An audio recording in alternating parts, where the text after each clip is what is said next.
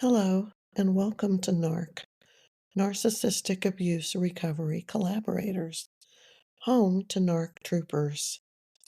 Today we're going to talk about how his tenderness murdered me in the end. When a gentle, soft-spoken covert narcopath smothers with sweetness and kills you with kindness, well, it's not going to end well. So here's the preface. They are freaks, twisted, wretched, deformed, pathetic, and perverse iterations of who they once were. They did it.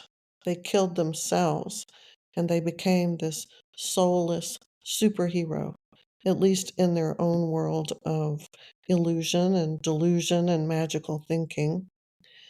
They did it to stop the shame and suffering, to end the endless torture, to survive the unsurvivable. But they're the unloved, the unseen, the unholy. They had no voice to cry for help. And many of you, including myself, have an affinity for a lost cause. Because if we think about it too much, we can see with such clarity who they were when they were alive and who they could have been. Maybe.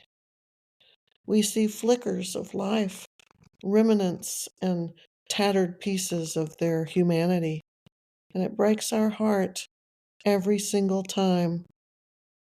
Therein lies the danger. Nobody can resurrect the dead, and we are fools to try. How many times do we hear those words? Trust me. Your gut seems to scream no when you hear those words, while you step closer, too close. You lean in and you tumble down the rabbit hole. Every red flag dismissed. Every voice in your head screaming stop, yet ignored and silenced. Every friend and family member begging and pleading and imploring you to just come to your senses. You knew, but you didn't listen, and you did it anyway. You stepped into the shared fantasy, the mutual psychosis, the folie à deux, and you vanished, never to be seen again. And the weird thing is that they warned you. They tested you in the beginning. Remember? Remember the snake singing to Mowgli in Jungle Book? Trust in me, he crooned. It looked at him with the wild, hypnotic, crazy eyes, and it put the juju spell on him. And then it tried to swallow him whole for a tasty snack. People with NPD, they study you. They play with you. They seem so harmless. They future fake. And in their adorably sweet and charming way, they disarm you. They say, you can trust me. I've got an actual um, whole other article about that. But do you see what I mean? You can pretend to have some power, but you don't, and they know it. You grow up believing that bad guys look scary and good guys dress well and say please and thank you. But in reality, it's not that simple. Looks and words and even actions can be deceiving. But you want so badly to believe them. So you hand over your power, your love, and your life to the beastie. There is something that pulls you toward a narcissist or psychopath, something powerful and undeniable. It may feel like a twin flame, like a soulmate connection or something like that. And it may be unfathomable to, and insane to everyone that's watching this, because it makes absolutely no sense whatsoever at all, you know? And while all of this madness is happening, alarms are going off like a battalion of sirens and emergency vehicles coming to your emotional rescue. But they never come. You hear them passing you by and then fading into the distance, and then they're gone. There's a sense of discomfort, even dread, but you surrender anyway. Your heart beats faster, a kind of sickness sweeps over you. Your inner voice is exploding in your head, but you just can't resist. And you can't explain it. You can't understand why, but you know it. And you know that this thing has devoured you already, so that your legs go weak and a melancholy sadness washes through you as you let go of everything and everybody that ever really mattered to you in your entire existence.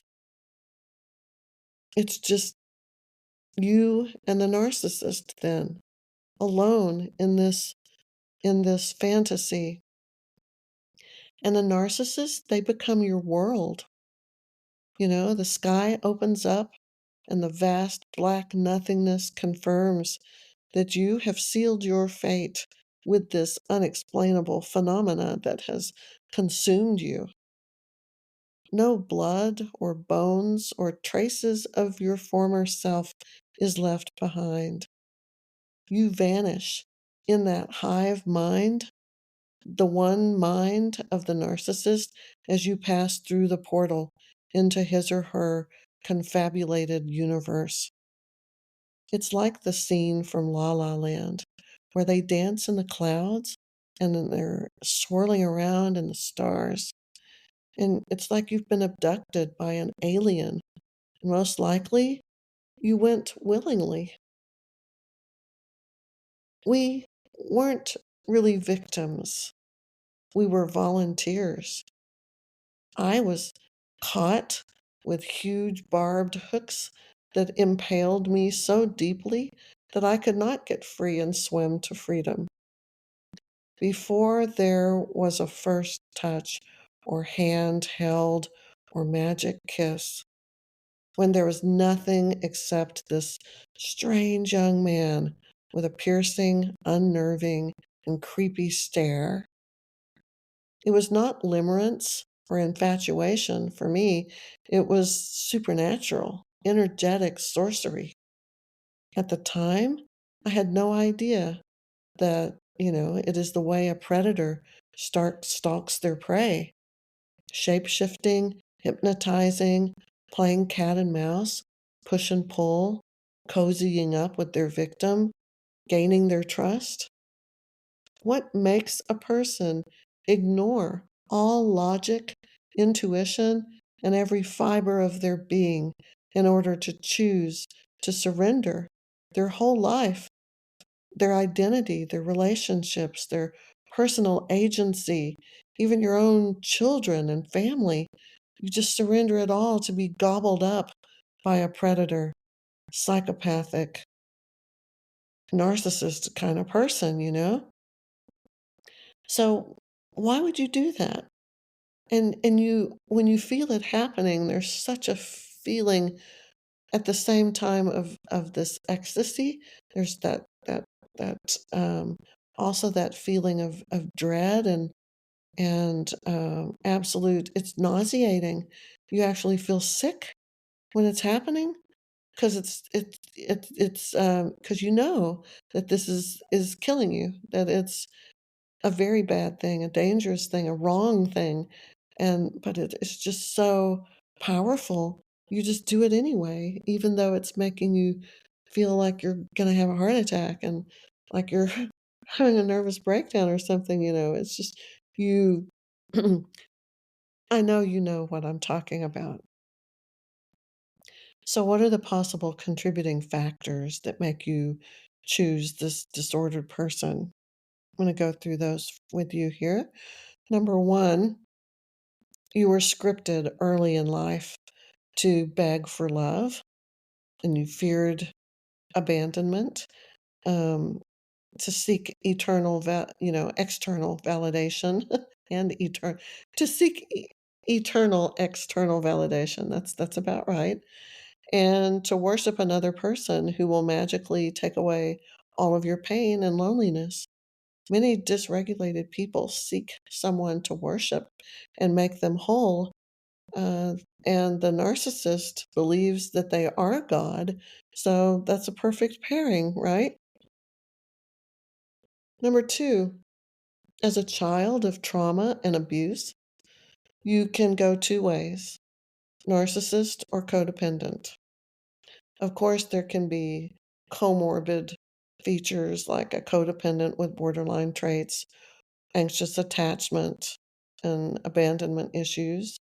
But more than likely, if you have partnered with a narcissist, you are codependent, at least in some way, and it is a match made in hell since you were both forged in the fire and have lived there before. You're two peas in a very sick and twisted pod. Reason number three that you might be vulnerable to stumbling into that um, hole, into the uh, abyss, so to speak. Um, I want to say the whole time that that's happening, uh, you don't really know it's happening.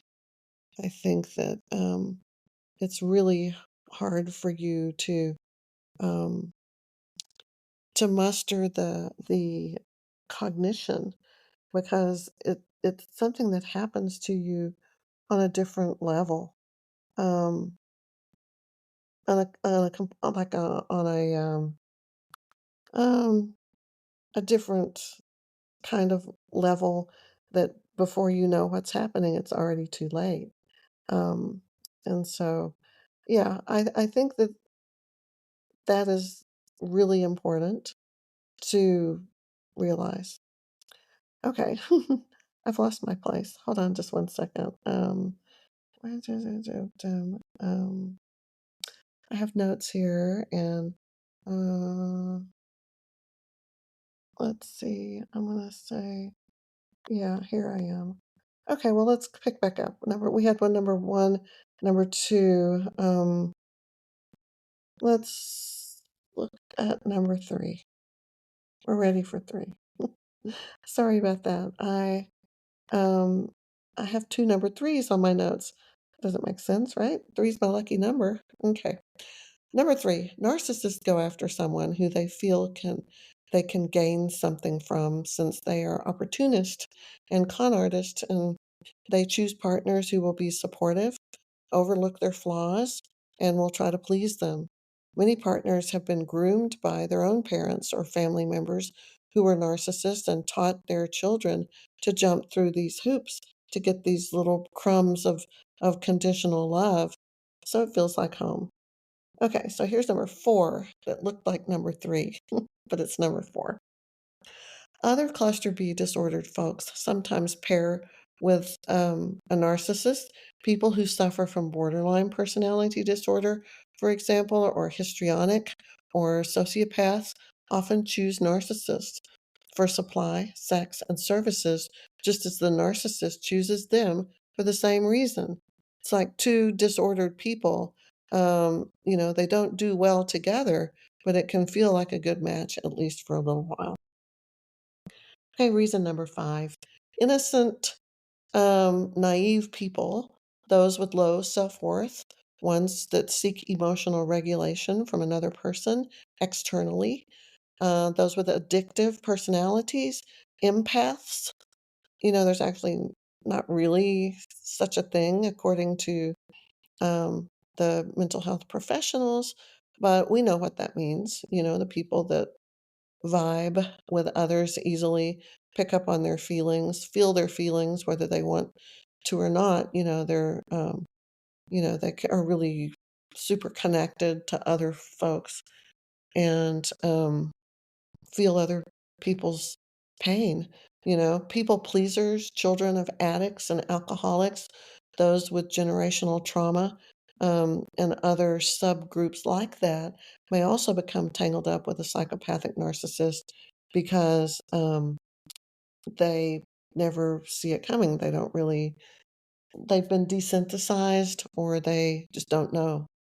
Number six, number 666, maybe. No, not, no. I heard what that sounded like after I said that. No, definitely not the demon number.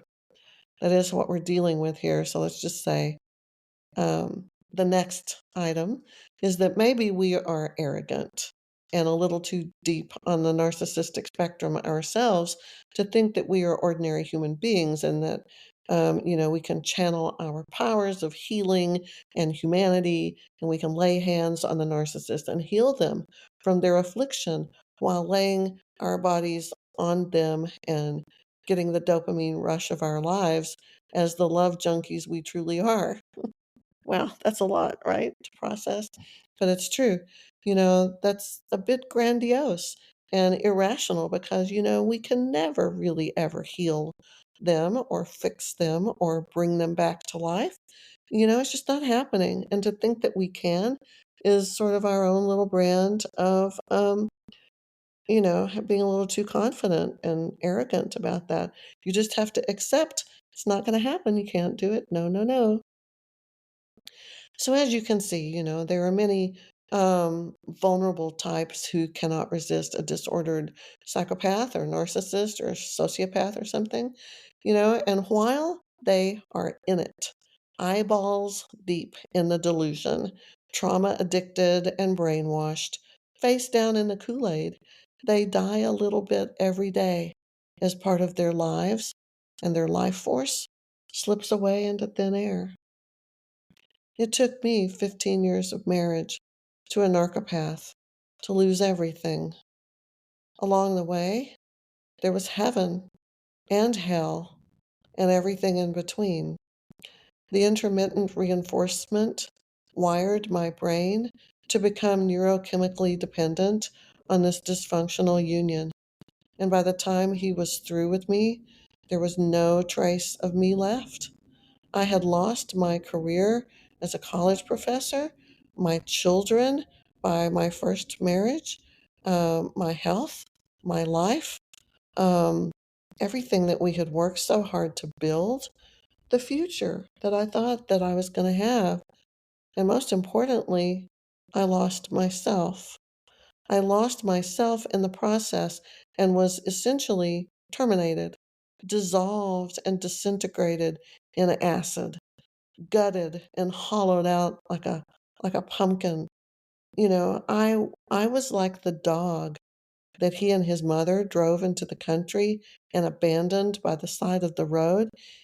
You know, I bet that dog, just like me, sat there stupidly in shock and disbelief, expecting any minute that they were just kidding and that he was going to return and that we were all going to go back home.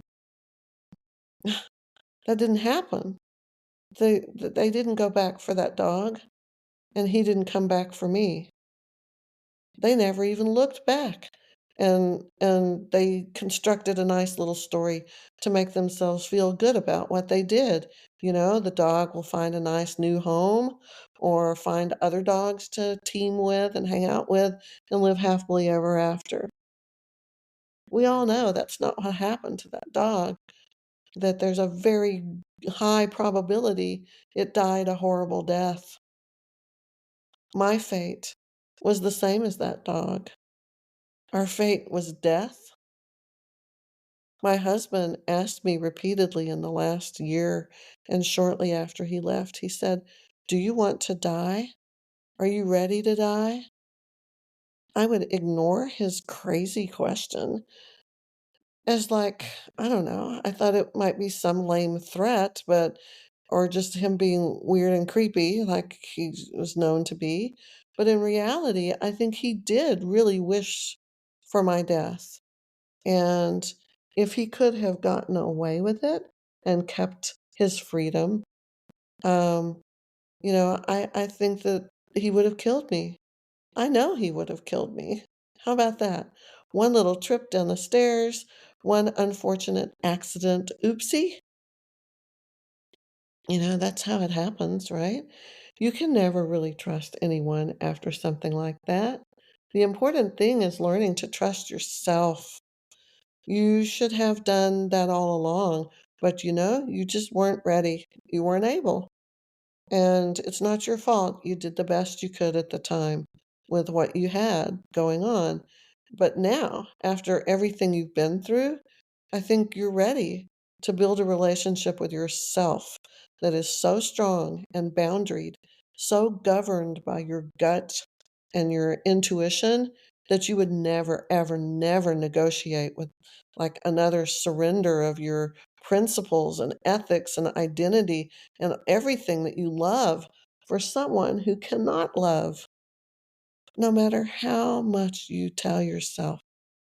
It sure seems real. It sure seems like they care. He's so sweet or stuff like that. It's not real. So let's keep that in mind, folks, that I just want to stress in the beginning, I know that everyone that has really been honest with themselves will admit that they had some kind of horrible feeling about it and that there was this uncanny valley effect. You should look that up. If you don't know what that is, it's really something Dr. Vaknin, Vaknin, talks about, the uncanny valley. It's the little alarm that goes off that tells you there is something very wrong with this person.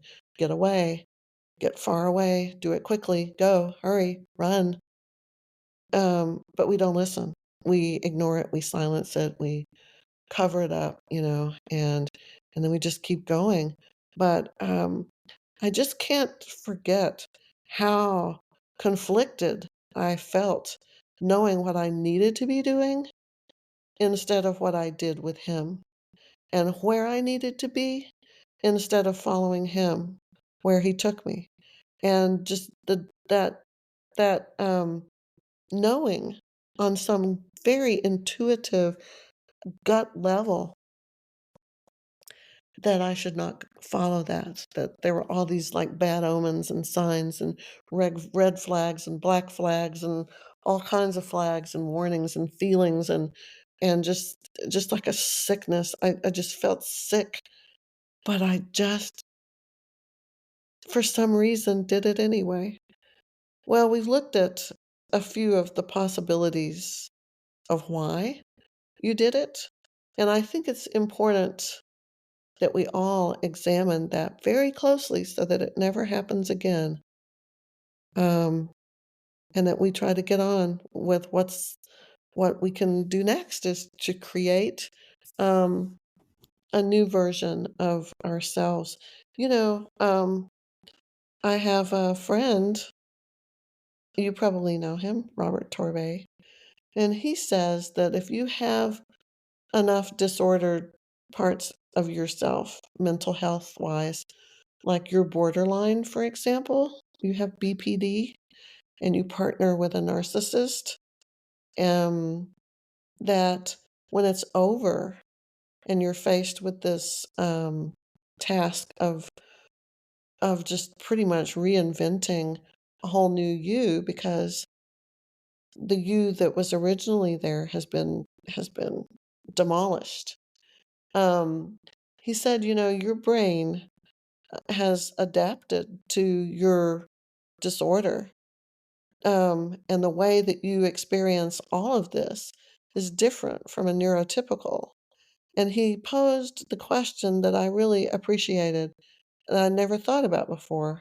And it's a wonderful thing about Robert Torbay. He keeps turning over the cube, turning over the little square block. And every time he turns it over, there's a new question that maybe you didn't see it. Um, Even though you were circling that little cube or block, you didn't see it because it was face down on a table, and then he turns it over and there it is. But he said, why is there such a desire of people who have been in these predatory relationships with people with narcissistic personality disorder? Why do they strive so hard to try to um, be normal and healthy and neurotypical and average and status quo or whatever, synonyms you want to use for it, especially those of us that are like myself that are codependent and you've got a few little other spicy things thrown in there, a little borderline, a little whatever, And he said that we have different neurodivergent brains, just like the narcissist, but different because we can feel as codependents and borderlines and all of that. We have memory, we have ability to remember emotional um, memories, and we have the ability to have empathy, and we understand positive emotions, and we can feel pain and suffering, and all kinds of emotions are at our disposal.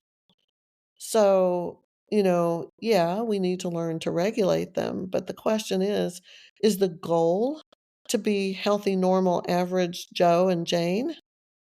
Or is it to have a controlled burn? I think that's what he said. If you listen to the podcast right before this one, I interview him and he says that. He talks about this. He said maybe the objective is not to put out the fire, but it's to have a controlled burn so that you can coexist with the things in your brain that are not um, as a neurotypical brain. You have maladaptive um, changes that have happened in there, pathways that, sure, you've got some neuroplasticity and you can repave some of those roads, but there's just so much more to it, the neurochemicals and the lifelong of scripting that you've lived by has altered you on a core level to the point where you may never achieve normal, healthy, whatever that means. And that's okay. It's okay because you're not like the narcissist who is beyond help because they have no emotional empathy, they have no remorse, no guilt, no ethics, no morals, no positive emotions. They have no continuous memory. They live a fiction like it's a play, a theatrical production, and none of it's real. We're all just players on the stage. And when he tires of us, he'll get new people to come on and act new parts and with new scenery because it's all just a film, a cinematic extravaganza um, that may be beautiful at times, but it's not real. And the feelings that go with real life, we have those. The people who have, if, and all of us who are in these relationships are not necessarily codependent or borderline or something like that. I think a lot of people are, but certainly not all of them. So, but if that does resonate with you, what I'm saying about the controlled burn, it's just you accept yourself, meet yourself where you are, and do what you can to improve and to not harm anyone and to feel your feelings and rejoice in that and have gratitude that you can have feelings, even if sometimes they are really hard and horrible feelings. At least you have them. It's better than the alternative of feeling nothing and being empty and just being a hollow absence like the person with NPD. So that's my message for today. Sorry, I got mixed up on those numbers. I can't count. I saw a three and then I saw another three, and I realized that in my notes I went one, two, three, three, five. I was so confused. Um, yeah. Okay. Well, until next time, thank you for your patience and your support. And let's continue our healing journey to be the best we can be. Raging conflagration, controlled burn, or frozen tundra, whatever we've got going on. Let's just work to be better and to do better and to help other people. Okay, much love. Bye.